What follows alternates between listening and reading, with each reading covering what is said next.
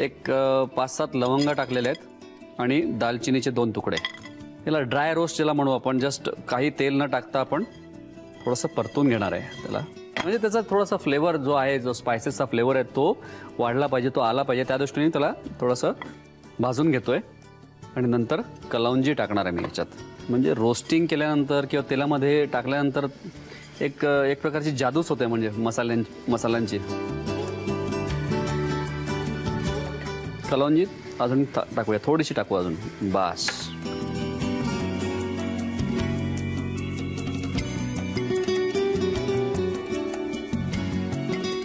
आलं टाकतोय मी 1 चमचा.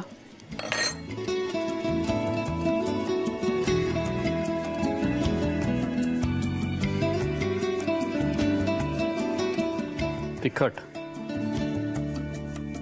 1 चमचा तिखट आणि थोडीशी हळद.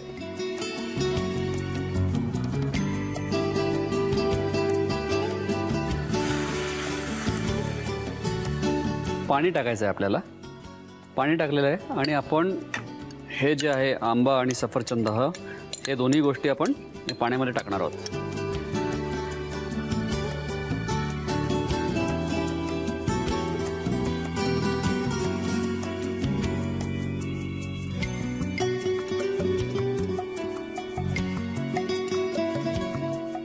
साखरी विरघळली आहे. एक 2 मिनिटांनंतर त्याचा रंग बदलणार आहे साखरेचा. तेव्हा आपण रंग बदलल्यानंतर ते आपण याच्यात टाकणार आहोत. येस, झालेलं आहे. गॅस मी इथे बंद केलेला आहे. आणि आता ही जी साखर आहे, हे जे कॅरेमल आहे, ते आपण या कढईत टाकलेलं आहे.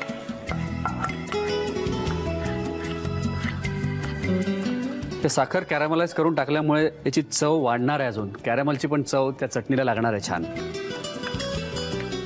आता आपण याच्यात टाकणार आहोत चिली फ्लेक्स.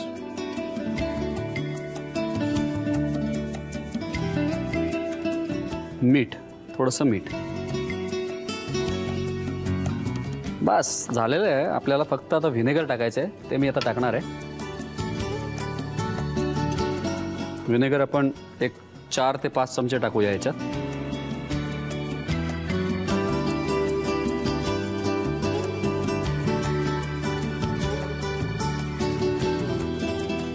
बस याला आता आपल्याला फक्त शिजवायचं आहे व्यवस्थित. यातलं जे पाणी आहे ते गेलं पाहिजे. याला एक 15 ते 20 मिनटं त्याला व्यवस्थित शिजून घ्यायचं आहे. आणि ही जी चटणी आहे ही थिक झाली पाहिजे, ही घट्ट झाली पाहिजे, तेवढं आपल्याला त्याला शिजून घ्यायचं आहे.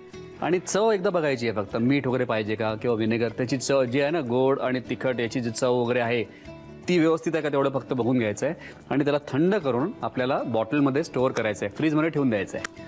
तर 2-3 महिने ती मस्त राहते. आणि नंतर पण आपल्याला कधी पण वाटलं जॅमच्या ऐवजी पण आपल्याला ही चटणी वापरता येईल. असं आहे, ब्रेडसोबत पण खूप छान लागते.